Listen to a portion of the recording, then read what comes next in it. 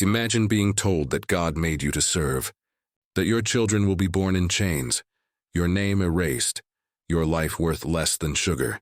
Now imagine one man, a preacher with a Bible in one hand and fire in his heart, who decided to defy an empire built on slavery. The year was 1823. In the British colony of Demerara, now called Guyana, an empire ruled by white masters, fed by black blood. But in the shadows of the sugar fields, a whisper began, a whisper that would soon become a roar, and a fire that would shake the British Empire to its core. This is not just the story of slaves, it's the story of a father and son who rose from chains to challenge the might of Britain. Their names Quamina and Jack. They prayed for peace, but the world only answered with fire. The chains of the empire, the sun burned mercilessly over the cane fields of Demerara. The wind smelled of sugar and sweat and blood. On the sprawling plantation of Success, hundreds of enslaved Africans bent under the weight of cane bundles. The whip cracked through the air, slicing through backs and silence alike. The overseer's voice thundered, "Faster, you dogs!" The sugar won't cut itself. The men obeyed, not out of respect, but out of survival. For the British Empire, sugar was gold, and human life was its cheapest fuel. But even under the chains, the enslaved people whispered stories. Stories of freedom. Rumors that in faraway England, the king had signed a law to free them. Yet no freedom came. The masters said nothing, and the silence grew heavier than the chains. The preacher and the son in one of the small mud huts at the edge of the plantation sat Quamina, a tall man with gentle eyes and rough hands. He was a deacon in the church, a rare position for an enslaved man. His voice carried calm even when the world around him burned. He preached kindness, patience, and faith, but inside a storm was building. His son Jack was different. Where Quamina prayed, Jack planned. Where Quamina forgave, Jack remembered. "Father," Jack said one night, staring at the candle's flame, "you tell us God will free us, but he has not come." Quamina looked at his son, weary but wise. "Then perhaps, my son," he said softly, "he means for us to do his work." And in that moment, beneath the whispering palms and the smell of burning cane, the Demerara Rebellion was born. The empire's golden cage to the British, Guyana was paradise. Lush forests, endless rivers, and plantations stretching from the coast to the horizon. But paradise had a price, paid in the blood of African men and women brought in chains from across the ocean. They were branded like cattle, worked to death and punished for praying. And still, they endured. The missionaries preached Christianity, but even the Bible became a weapon. "Obey your masters," the planters would quote. But men like Quamina read deeper. "Let my people go," he would whisper in the dark. That line became his weapon, and his prayer became prophecy. The spark by 1823, tension had reached breaking point. Rumors spread that Parliament in London had abolished slavery, but the planters were hiding the truth. The whispers grew into songs, secret hymns coded with rebellion. When they sang "Go Down, Moses," they weren't praising. They were plotting. Jack's anger grew every day. He saw overseers whip old men for resting, saw mothers beaten for crying. "They call us beasts," he told his father, "but who are the real monsters?" Quamina's reply was quiet but sharp. "If we become like them, my son, we lose what makes us human." But Jack could no longer pray. He was done waiting for miracles. "Then let us make our own." The gathering of the brave night after night, Quamina and Jack moved in silence across plantations. Success, non pareil, la bonne intention. The code was simple. If they sang louder in church, it meant freedom was near. If they beat the drums twice, it meant war was coming. By mid-August, more than 9,000 slaves were ready. Men sharpened cane knives. Women hid food in clay pots. Children carried messages disguised as prayers. But still, Quamina told them, "We will not kill. We will demand freedom, not revenge." Jack, standing in the shadows, said nothing. He knew the British would never give freedom without fire. The night of fire, August 18th, 1823. The night the world changed for Demerara. The signal came with the sound of a bell, not for work, but for war. Torches flared across the plantations like stars in the darkness. Men and women rose together, seizing guns, tools, anything they could find. The sky above the cane fields glowed red. The masters fled in terror. For the first time in centuries, the enslaved stood tall. Jack led the first charge. "No more chains," he roared. "No more masters. We are free men tonight." But amidst the chaos, Quamina fell to his knees and prayed.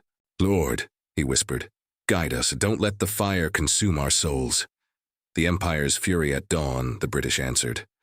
Troops in red coats, muskets gleaming, bayonets drawn. They fired without mercy.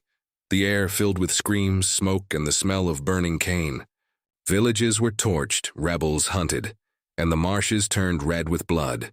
Still, Jack fought. He and his men ambushed soldiers in the swamps, using fire and mud as their allies. For every rebel killed, 2 more rose. The British began to fear, not just the rebellion, but the idea behind it. The father's end, when Quamina was captured, they expected him to beg. Instead, he smiled.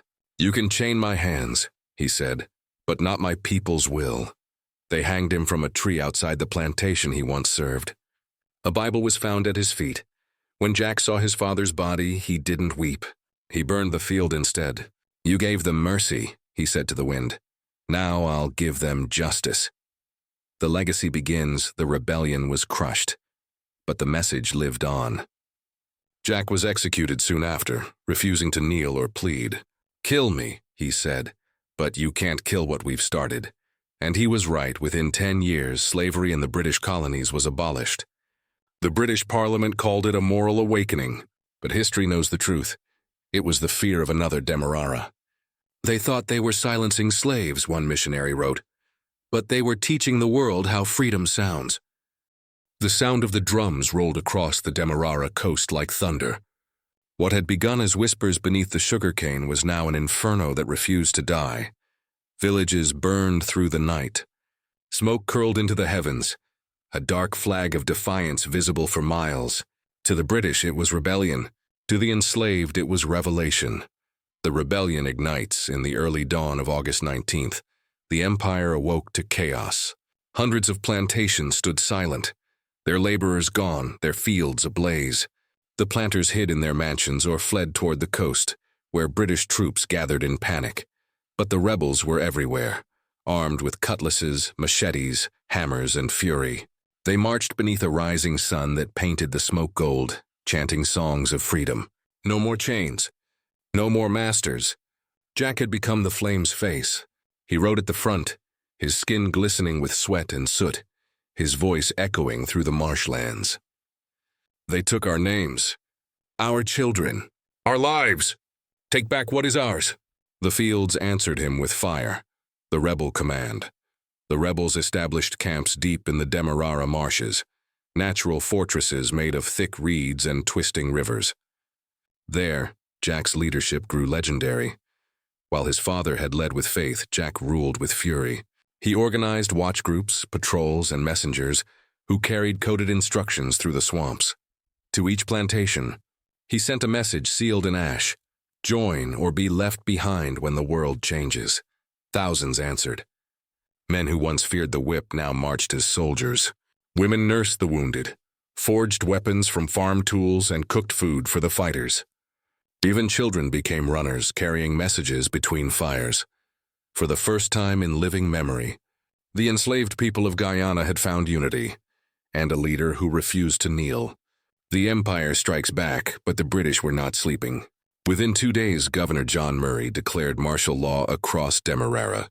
Red-coated soldiers poured in from the coast, armed with rifles, cannons, and cruel orders. Their mission was simple: crush the revolt. Burn everything, spare no one. From Georgetown to Mahaica, columns of troops advanced, setting fire to villages, shooting anyone who carried a blade. The sound of gunfire echoed through the cane fields, a metallic roar that swallowed the drums. Yet the Demerara rebels, correction. Yet the Demerara rebels did not run. They vanished into the forests, striking like shadows. The guerrilla warjack had studied the land all his life, every creek, every hidden trail through the mangrove swamps. He turned the environment into his army. When the soldiers came through the cane fields, the rebels set them on fire. When they tried to cross the rivers, they found themselves surrounded. When they burned the villages, they discovered they were only burning empty huts. The jungle fought for Jack, and for the first time, the British feared the slaves they once laughed at. One officer wrote in his diary, "They fight like spirits in the mist. We fire into the shadows and they answer with flame." But behind every victory, Jack felt a ghost. His father, Quamina. The preacher's words haunted him. "Don't let the fire consume your soul." Jack didn't listen. Not anymore. He had become the fire itself, the fire at Nonpareil. The greatest battle came at Nonpareil Plantation, where hundreds of rebels surrounded one of the empire's richest estates. It was night. The air glowed orange. Jack's men carried torches, shouting freedom songs that echoed across the Demerara River. The plantation owner refused to surrender. He stood at his balcony. Pistol in hand, screaming curses, Jack raised his machete. "No more kings here," he said. The torches flew. The cane caught fire. In minutes, the entire estate was burning. The fire roared so high it could be seen from Georgetown, and the British knew this was no mere uprising. It was revolution, the price of defiance, but even fire cannot fight iron forever. The British regrouped, their forces now backed by local militias and fresh troops from nearby colonies. They had cannons, horses, and no mercy. The rebels' weapons, machetes, sticks, stolen muskets, they were no match. Yet they refused to retreat. At La Bonne Intention, the British surrounded hundreds of rebels. Jack's men fought until their blades snapped, throwing rocks when they ran out of bullets. Bodies fell, one after another, until the ground was red and silent. When the smoke cleared, Jack was still standing, wounded, breathless, but alive. He led the survivors into the forest, disappearing once again into the green labyrinth of Demerara's wild heart. The betrayal. Every rebellion has its traitor. In the chaos, a few slaves, terrified of punishment, began to talk. They told the British about Jack's hideouts, his lieutenants, even his secret routes through the swamp. In return, they were promised freedom. But the empire never keeps its promises. Those same informants were later flogged, branded, and left in chains. And still their betrayal cost the rebellion dearly. One night, as Jack and his men slept in a marsh camp, British troops surrounded them. Gunfire shattered the silence. The rebels fought like beasts, but they were trapped. Jack barely escaped through the mud and reeds, wounded and furious. "They killed Mercy," he spat, his voice trembling. "Now let them taste justice." The British justice. By September, the rebellion was broken. Thousands of slaves were captured, their leaders tortured, their bodies displayed as warnings. The British court-martialed over 2,000 prisoners, accusing them of treason. Treason against a nation that had stolen their humanity. Quamina's name appeared again and again in the trials. The rebel deacon, the man who preached freedom. His corpse was still hanging by the roadside, a grim symbol meant to crush hope. But it did the opposite. The people began to whisper again, not in fear, but in faith. "They killed him," they said, "but he walks with us." The last stand. October came, heavy with rain. The cane fields turned to mud, the air thick with the smell of decay and ash. The British believed it was over, but Jack wasn't done. With a few loyal fighters, he began launching small attacks, ambushing patrols, freeing captives, and burning supply wagons. He became a phantom, a shadow in the swamp. The soldiers called him the Devil of Demerara. But to his people, he was the flame that would not die. One night, near a riverbank lined with mangroves, Jack sat alone, staring at the reflection of his torch in the water. He saw his father's face in the ripples, calm, forgiving. "I tried, Father," he whispered. "I tried your way." And mine. The torch flickered, and somewhere distant thunder rolled. The Empire's fear. Even as British muskets silenced the last pockets of rebellion, something had changed. The masters no longer slept peacefully. The missionaries began writing to London, telling Parliament of the horrors they'd witnessed. Letters poured in describing the bravery of the slaves and the cruelty of the planters. The rebellion had failed militarily, but it had succeeded politically. The British public began to ask questions. If our empire is so righteous, why does it tremble before its slaves? And in the dark halls of power, the first cracks appeared. The flame that remains when the final British patrol found Jack's body weeks later, shot, bloodied, half buried in the swamp. They thought they had ended the story, but they hadn't, because the story of Quamina and Jack was never just about one rebellion. It was about a truth too dangerous for empires, that no matter how long you chain a man, you cannot chain his dream of freedom. They fought with fire and faith, one missionary wrote later, and even in death they taught us that the human spirit does not kneel. The empire burned their names from its records. But the people remembered. Every time the church bells rang in Guyana, they whispered, "Quamina. Jack, we are free because of you." The fires had dimmed. The smoke that once painted the sky with freedom now hung heavy and gray over the coast. The Demerara fields were silent again, but it was the silence of graves, not peace. British patrols moved from plantation to plantation, rounding up every man, woman, and child suspected of rebellion. They dragged them from the cane rows, from churches, from hiding places deep in the bush. The sound of chains clanked louder than the wind. The rebellion was over. But the reckoning had just begun. The hunt for Jack. The British wanted one man above all, Jack, the fiery leader who had turned the fields into a war zone.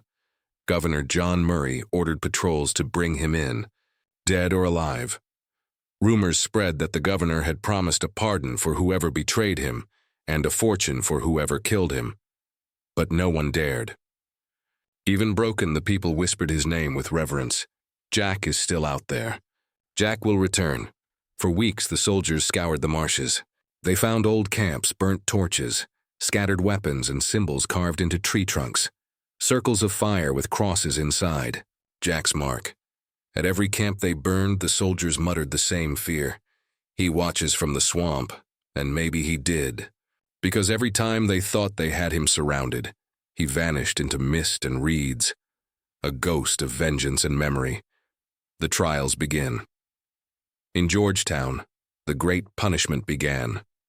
The British erected a temporary court-martial hall in the heart of the colony, a large wooden building guarded by redcoats. Inside, hundreds of slaves stood in chains accused of insurrection, murder, and rebellion against His Majesty.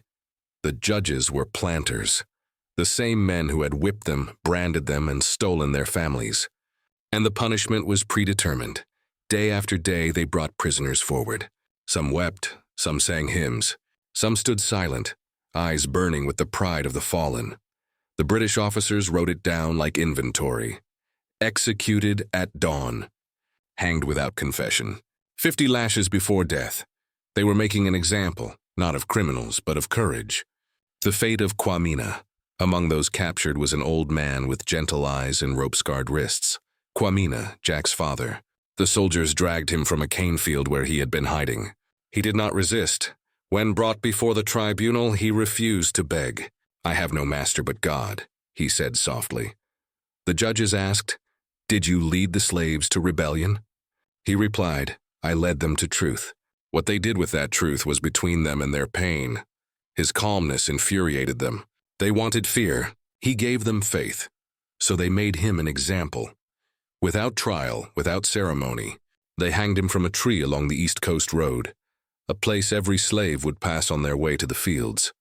For 3 days his body hung there, guarded by soldiers to keep anyone from cutting it down.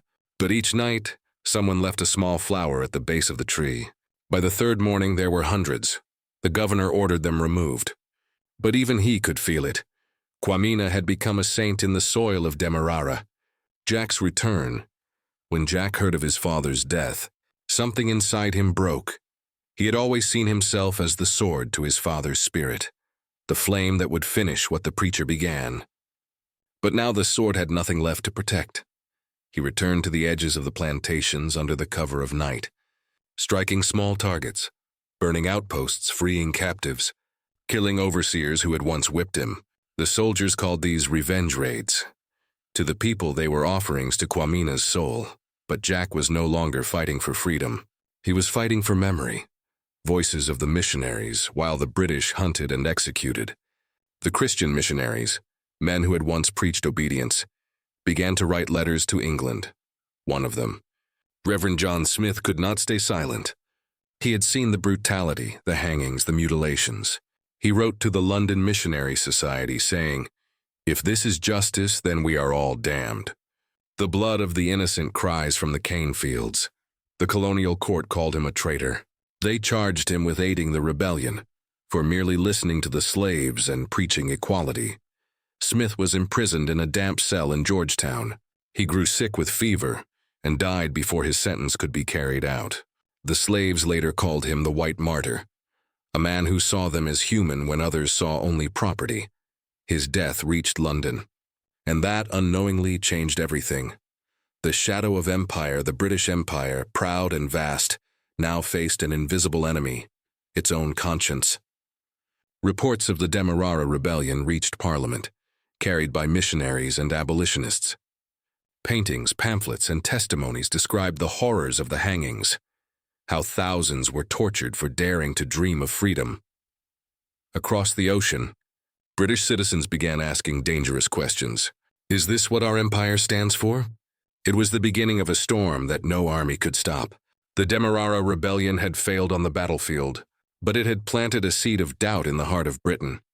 And that seed would one day grow into the tree that shattered slavery. Jack's capture weeks after Quamina's death, the British finally caught Jack. A group of soldiers tracked him through the Pomeroon forests, guided by a slave informant promised his freedom. When they found Jack, he was alone, sitting beside a dying fire. He did not run. The soldiers surrounded him, guns drawn. "Jack, surrender," one officer said. "You've lost." Jack looked up, his eyes hollow but fierce. "I lost the day you took my father. The rest of this is just fire finishing its work." He reached for his machete, but his body was too weak to fight. The soldiers bound him in chains and dragged him back to Georgetown. There, they paraded him through the streets, a public display meant to break the spirit of every slave who saw him. But instead, people whispered, "He walks like a king." The execution at dawn, they took him to the gallows. Rain fell hard, washing the soot and ash from his face. The crowd of slaves watched in silence, their heads bowed. Some wept. Some clenched their fists. A soldier read the charge aloud. "For insurrection, murder, and treason against His Majesty's crown." Jack laughed. "His Majesty rules the land, but the land remembers whose blood watered it first." The hangman hesitated. Even he could not look Jack in the eye. When the rope tightened, the wind rose. Some said they heard drums in the distance. Not British drums, but the deep, steady rhythm of rebellion, and then silence. Legacy in ashes. They buried Jack's body in an unmarked grave beyond the plantation walls, but the people did not forget where. Every year on the anniversary of the rebellion, they placed candles there, small flames flickering against the dark.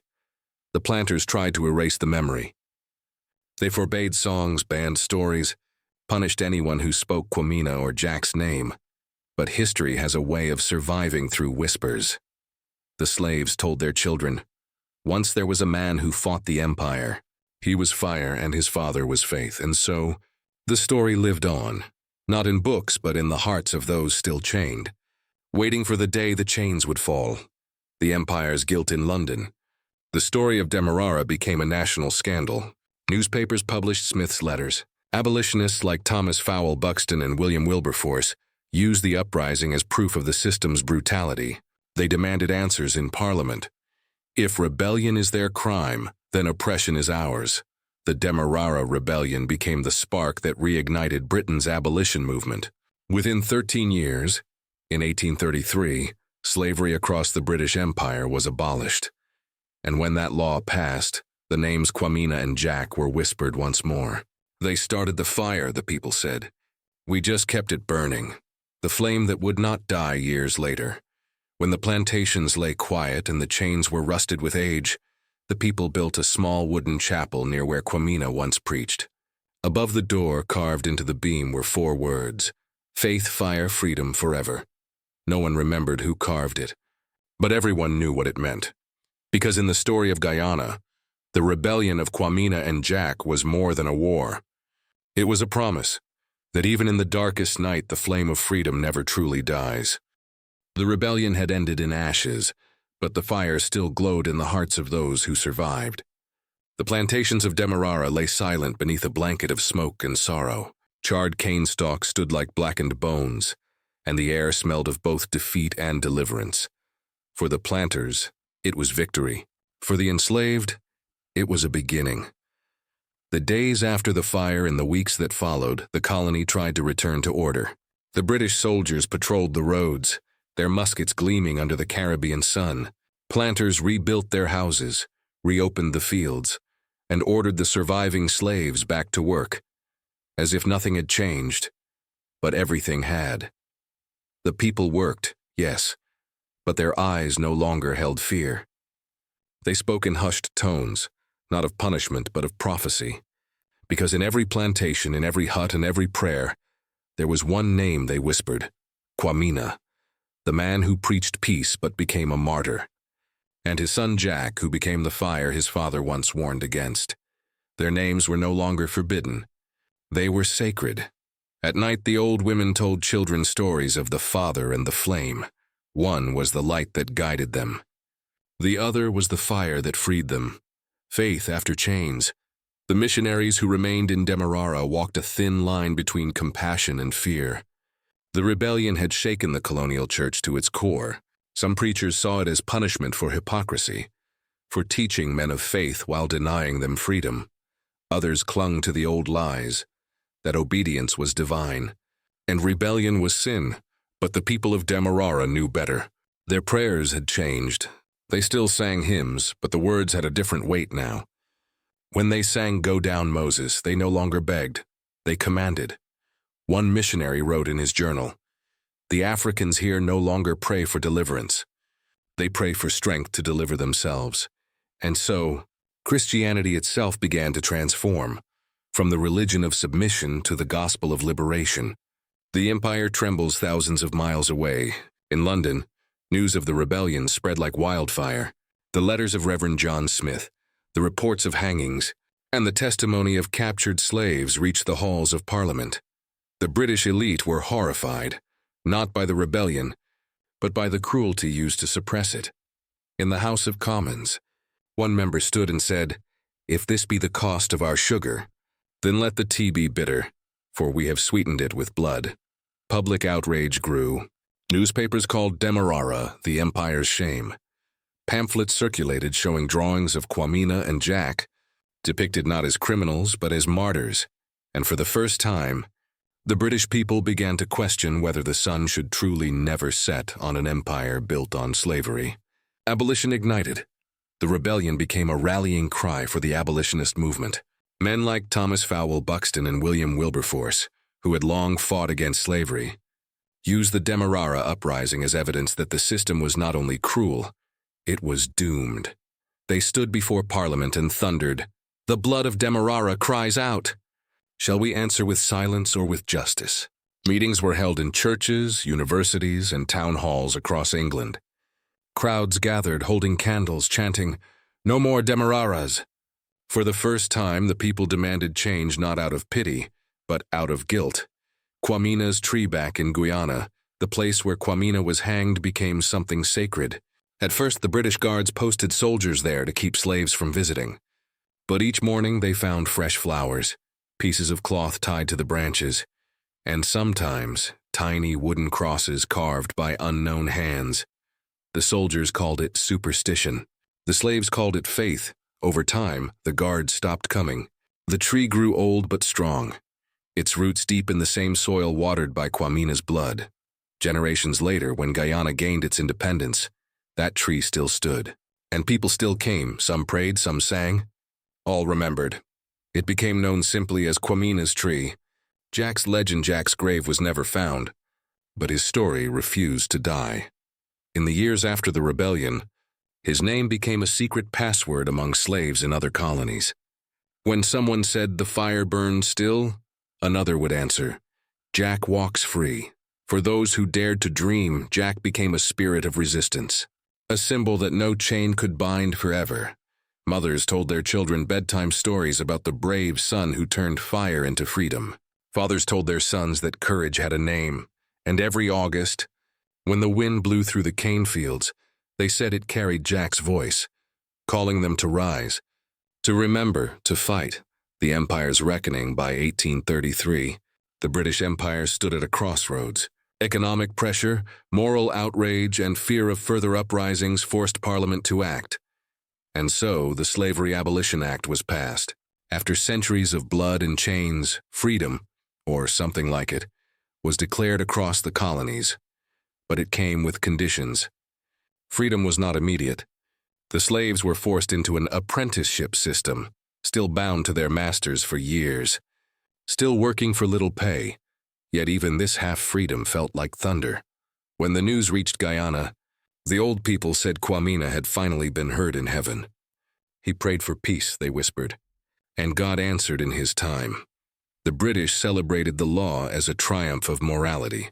But among the people of Demerara, they knew the truth, that freedom had been bought with rebellion. The voice of the people in the decades that followed. The story of the rebellion passed from generation to generation. The British tried to write it out of history books, but the people kept it alive through songs, chants, and oral tales. A popular folk song from the late 19th century went, "Quamina pray, Jack bring the flame, fire for freedom, never the same. Blood in the cane, tears in the rain, Guyana remember, we call their name." It was sung in villages, in churches, in secret gatherings. It became a lullaby, a hymn, and a battle cry all in one. The story of Quamina and Jack was no longer just history. It was identity. Freedom's garden by the late 19th century. The descendants of those who once worked the plantations began to own land, build schools, and form communities.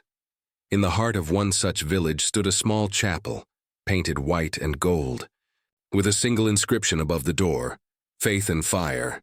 Inside hung two portraits, one of a man holding a Bible, the other of a young warrior holding a torch, Quamina and Jack, father and son, saint and soldier. Every August, the villagers gathered there to celebrate the anniversary of the rebellion. They sang the old songs, told the old stories, and reminded their children that freedom was not a gift. It was earned, echoes through time centuries past. Empires fell, nations rose, but the story of the Demerara Rebellion never truly faded. In modern Guyana, schools teach the names of Quamina and Jack alongside national heroes. Statues stand where they once walked. The streets they once tilled now bear their names. And every year, on the anniversary of the uprising, candles light the night once again, tiny flames flickering against the Caribbean sky, like whispers from another time. We are the children of faith and fire. The final flame, if you stand in the cane fields of Guyana today and listen when the wind blows through the stalks, you might still hear something, a rustle that sounds almost like a song. Some say it's the spirit of Quamina, still praying. Others say it's Jack, still fighting. But maybe, just maybe, it's both father and son. Faith and fire, forever bound in the soil of a land they tried to free. And as the stars shimmer above the Caribbean horizon, the story of the Demerara Rebellion whispers once more. They tried to bury us in chains. They didn't know we were roots. The rebellion was long over. The hangings, the trials, the fires, all had faded into memory. But the story of Quamina and Jack refused to die. It lived in whispers, in songs, and in the wind that swept across the sugar fields. The British thought they had silenced an uprising. What they didn't know was that they had awakened a revolution. Not of swords, but of souls. The empire that couldn't sleep. In the aftermath of Demerara, the British Empire was uneasy.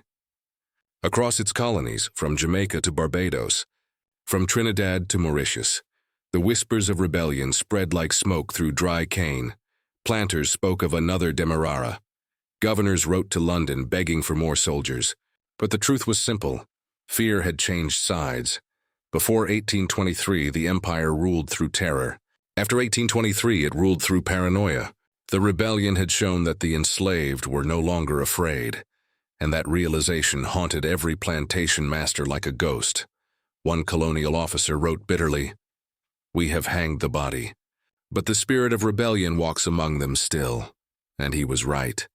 The spark across the seas in Jamaica, slaves began meeting secretly in the mountains, singing the same hymns that once echoed in Demerara. When their uprising came in 1831, led by Samuel Sharp, many called it Jack's Fire Reborn. Sharp himself was a preacher, like Quamina, a man who believed faith could move mountains. but who learned that sometimes mountains must be set ablaze. His rebellion, known as the Baptist War, became the largest slave revolt in the British Caribbean, and though it too was crushed, it forced Britain to act. Within 2 years, Parliament abolished slavery across the empire. So when freedom finally came, it was not through mercy, it was through fear of fire. They freed us because they feared another Demerara, the elders would say. And they were not wrong. London's reckoning in London, the voices of abolition grew louder than ever. The story of Demerara had become legend, retold in pamphlets, sermons, and parliamentary debates. The death of Reverend John Smith, the white martyr, was used by reformers to expose the empire's hypocrisy. Artists painted him as a saint, his hands bound, his face serene, with the caption, "Killed for Christ in the land of the slave." But behind him, in shadow, they painted 2 figures, a black man holding a torch, and another holding a Bible. Jack and Quamina.